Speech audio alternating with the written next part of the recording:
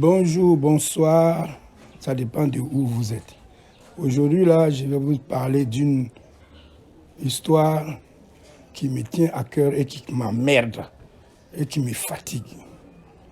Je vois des gens, des Ivoiriens, comme des Burkinabés, qui disent comme ça que Bouaké les appartient. Bouaké de Côte d'Ivoire, là, eux, ça les appartient. Et il y a des Ivoiriens qui sortent, qui disent que de la frontière jusqu'à Bouaké, tout ça appartient au Burkina. Vraiment, je vois que nos historiens, vraiment, ils n'ont rien fait pour éduquer la population et puis les Ivoiriens. Voilà la carte qui est derrière moi. Cette carte-là date de 1893. C'est-à-dire, quand on dit la Côte d'Ivoire, 1893, voilà sa carte. Voilà la carte de 1893, c'est-à-dire que le Burkina appartenait à la Côte d'Ivoire. C'est le côté Burkina qui était la haute Côte d'Ivoire à l'époque. Donc, comment Burkina qui appartenait à la Côte d'Ivoire, qui était la haute Côte d'Ivoire, peut être propriétaire de Bouaké? Alors qu'eux-mêmes, quand on veut bien voir, propriétaire, là, quand c'est pour propriétaire, parce que c'est le blanc qui a divisé, si c'est affaire de propriétaire, c'est la Côte d'Ivoire qui doit réclamer tout le Burkina.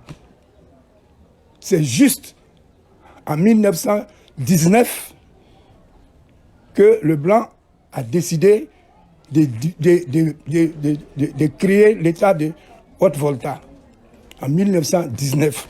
Donc après 22 ans de la Côte d'Ivoire, c'est-à-dire que depuis 1893 jusqu'en 1919, essentiellement là, l'État qu'on appelle aujourd'hui Burkina s'était appelé Haute-Volta. Et après 10 ans, c'est-à-dire en 1937, ils ont recréé encore la Haute-Côte d'Ivoire. Et c'est ce qui a duré jusqu'en 1947. Pour rappel, j'ai dit dans une vidéo que Houphouët-Boigny a été élu à Korogo comme député de Korogo pour nous représenter en France, donc pour l'Assemblée constituante. Alors, en même temps, Wenzen Coulibaly a été élu à Bobo-Dioulasso comme le deuxième député de la Côte d'Ivoire, c'est-à-dire la Haute Côte d'Ivoire. Voilà les deux qui devaient nous représenter, qui nous ont représentés jusqu'en 1947, où ils ont décomposé encore l'État de Haute-Volta. Alors quand quelqu'un vient me dire ici que Bouaké appartient au Burkina, sinon à la Haute-Volta, j'ai honte.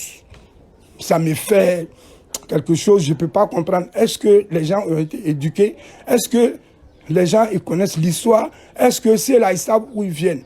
Pourquoi on dit que les Burkinabés sont venus en Côte d'Ivoire, ils ont travaillé pour la Côte d'Ivoire? Quand ils venaient là, ils ne venaient pas en tant que Burkinabés, ils ne venaient pas en tant que Voltaïques, ils venaient en tant qu'Ivoiriens. Parce que de 1893 jusqu'à 1919, c'était la Côte d'Ivoire, la Haute Côte d'Ivoire.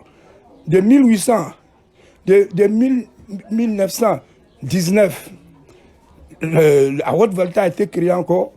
10 ans après, de 1937, c'est devenu encore la Haute-Côte d'Ivoire, jusqu'en 1947. Donc pour ça, vraiment, ils n'ont qu'à nous excuser. Le Burkina n'a pas fait une guerre avec la Côte d'Ivoire pour avoir Bouaké.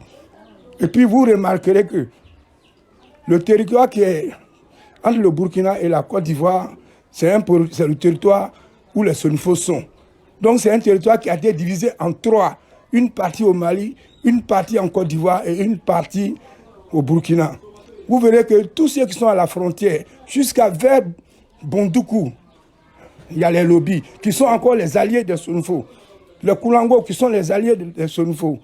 Donc ça veut dire que le Burkina, ils n'ont rien fait pour avoir une ville, un village en Côte d'Ivoire. Au contraire, c'est la Côte d'Ivoire qui doit réclamer, comment on appelle ça, le fait que le Burkina les appartient. Parce que C'est pas eux qui ont créé l'État de Burkina, c'est pas eux qui ont créé, c'est pas nous on a créé l'État de Côte d'Ivoire. Celui qui a créé l'État de Burkina, c'est celui-même là qui a créé l'État de Côte d'Ivoire. Mais ce jour-là, il n'a pas créé Haute-Volta, il a créé Côte d'Ivoire, la Basse-Côte et la Haute-Côte d'Ivoire. Donc la partie Korogo jusqu'à vers Tiébissou là, c'était la moyenne Côte d'Ivoire. Un peu plus bas, c'était la basse Côte d'Ivoire. Alors, il ne faut pas qu'ils nous fatiguent avec ces choses des ignorants. Ils nous prennent pour des ignorants, nous ne sommes pas des ignorants. On sait d'où on vient. On sait ce qui s'est passé. Donc, qu'ils arrêtent de dire que Bouaké appartient à eux. Bouaké ne peut pas les appartenir parce qu'ils n'ont jamais fait une guerre pour avoir un pays. Et puis, le blanc n'a pas divisé. Et le blanc, c'est qu'ils ne savent pas. Le blanc était confronté à un problème que beaucoup d'historiens ne vous parlent pas. Le blanc ne voulait pas avoir 4 pays sans littoral. 4 pays. C'est-à-dire le Mali, la Haute-Volta, le Niger et le Tchad. Donc, qu'est-ce qu'ils ont fait? Ils ont d'abord associé le Mali avec le Sénégal. Sénégal où ils ont passé 60 ans avant de venir chez nous ici. Alors, c'était une fédération. Maintenant, Burkina là, que vous appelez aujourd'hui Burkina, n'était même pas concerné parce que ce Burkina là n'était pas un pays. C'était la Côte d'Ivoire tout simplement. Donc il restait seulement le Niger qu'on ne pouvait pas créer avec le Bénin parce que le Bénin était portugais. Le Togo était, comment on appelle, allemand. Donc la France ne pouvait pas mettre un port là-bas. Donc il faut que les gens locaux retenir ça. La Côte d'Ivoire, c'est en bas ici, jusqu'à là-bas. Donc, si quelqu'un doit réclamer quelque chose, c'est les Ivoiriens qui doivent réclamer la terre de Haute-Volta. Que ça soit clair une fois pour toutes. Il ne faut pas qu'on nous fatigue avec les histoires que chacun fabrique, parce que ça lui plaît, il dit ce qu'il veut. Non, non, non. Et puis en plus, comme qui est là, vous remarquerez que toute la frontière qui est là, c'est soit les Djoula, soit les Sonufo qui sont assis là. Et tout cela, il n'y a pas un chef suprême là-bas. Leur chef se trouvait en Côte d'Ivoire. Après, comment on appelle ça, Bambélé. Après, Sékou Ouattara. À la fin, c'était Bon qui était le chef de tous les Sonufo. Donc, il ne faut pas qu'ils nous fatiguent avec les choses qu'ils ne connaissent pas. Donc, je vous dis que, mettez-vous en tête qu'ils n'ont pas de terre ici, c'est plutôt les Ivoiriens qui ont terre là-bas. Tous ceux qui sont nés entre 1813 jusqu'à 1919, ils sont nés en Côte d'Ivoire. Maintenant, ils ont supprimé la Côte d'Ivoire, ils ont supprimé ils ont créé l'État de Haute-Volta en 1919. Maintenant, c'est supprimé encore en 1937. Donc, de 37, les 10 ans là, de 37 en 47, tous ceux qui sont nés dans cette période encore, ils sont nés en Côte d'Ivoire. Qu'ils arrêtent de nous fatiguer les oreilles. Voilà. Donc, ce n'est même pas, pour vous dire, je ne peux même pas parler de notre président qui était un roi, et qui était le fils d'un empereur qui a gouverné jusqu'à Bobo Dioulasso. Bobo Dioulasso, il n'y a pas de Dioulasso, hein, c'est Bobo. Dioulasso, c'est les Ponga. Donc quand tu vous rentres à Bobo, il faut demander Pombougou. Si tu demandes Pombougou à Bobo, on va te montrer, c'est eux là qui ont créé le Dioulasso. Bon entendeur, salut. Sous le régime d'Alassane Ouattara, la frontière entre citoyenneté et nationalité s'est effacée. Derrière le discours d'ouverture, une réalité inquiétante, la dilution de l'identité ivoirienne au profit d'intérêts étrangers. Les autochtones sont accusés de xénophobie dès qu'ils défendent leurs droits.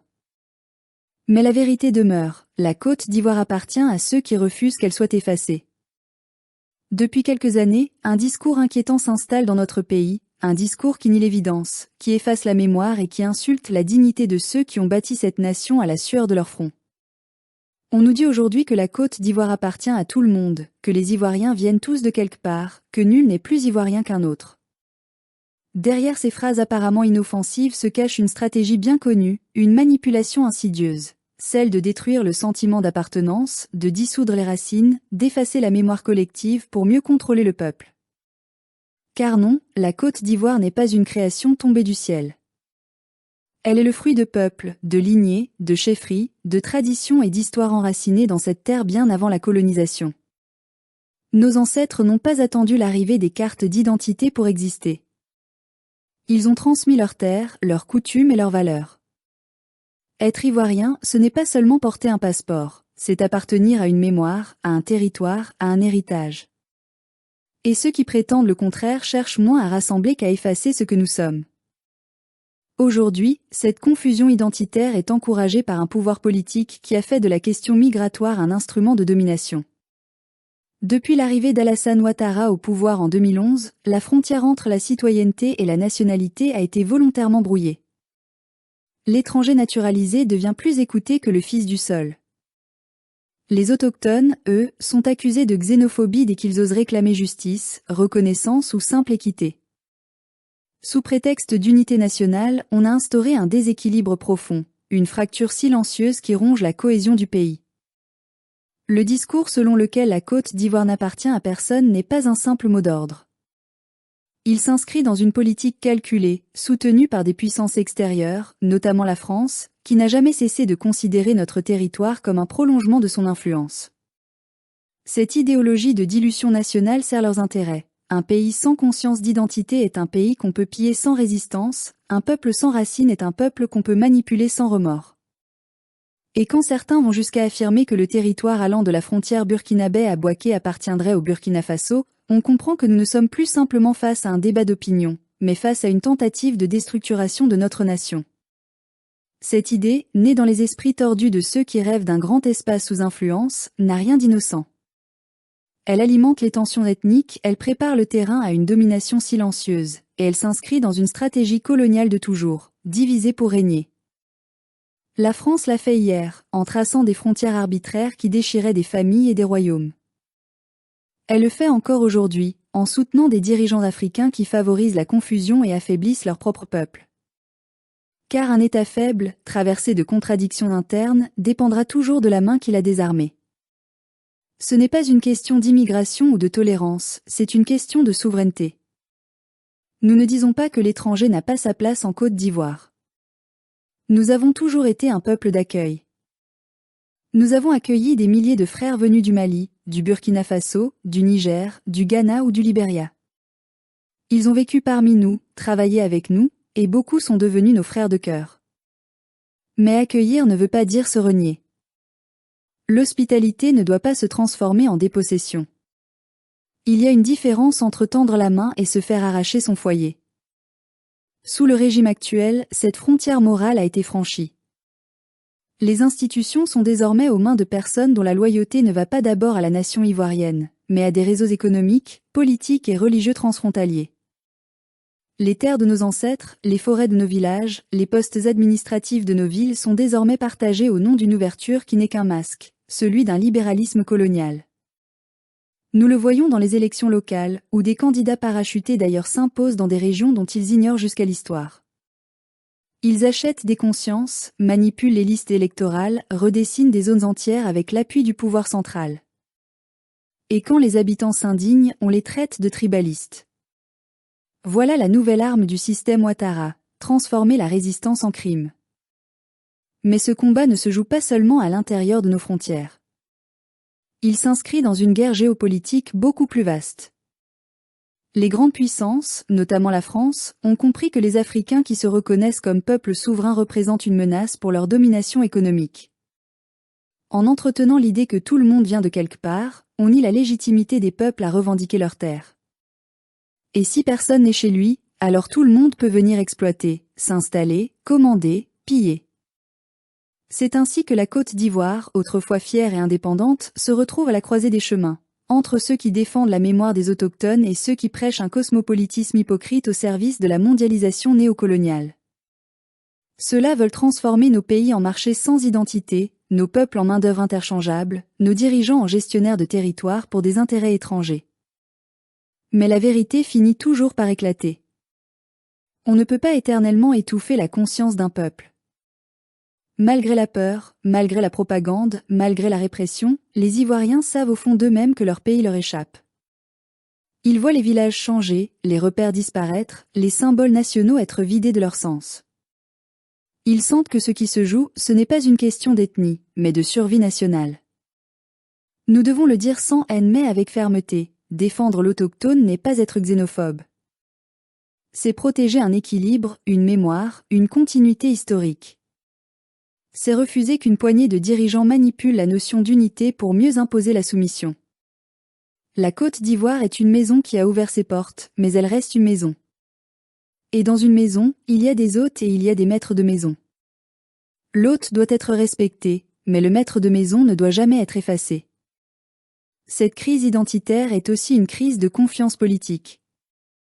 Tant que le pouvoir servira d'abord des intérêts étrangers, tant que nos politiques migratoires seront dictées par Paris ou Bruxelles, tant que la France continuera d'imposer sa vision d'un Ivoirien universel pour mieux diluer nos repères, nous ne connaîtrons ni paix, ni stabilité, ni vraie réconciliation.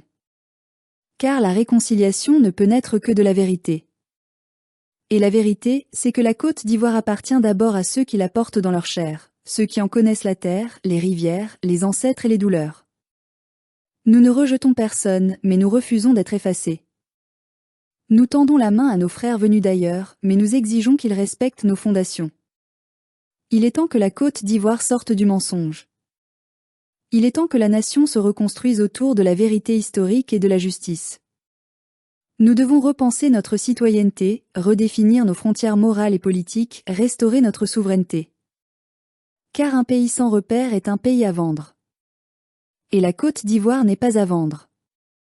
Ce combat dépasse les partis, les ethnies et les religions. C'est un combat pour la survie d'une nation. Pour que demain, nos enfants puissent encore dire « Je suis ivoirien » sans honte, sans peur, et sans qu'on vienne leur dire qu'ils viennent de quelque part.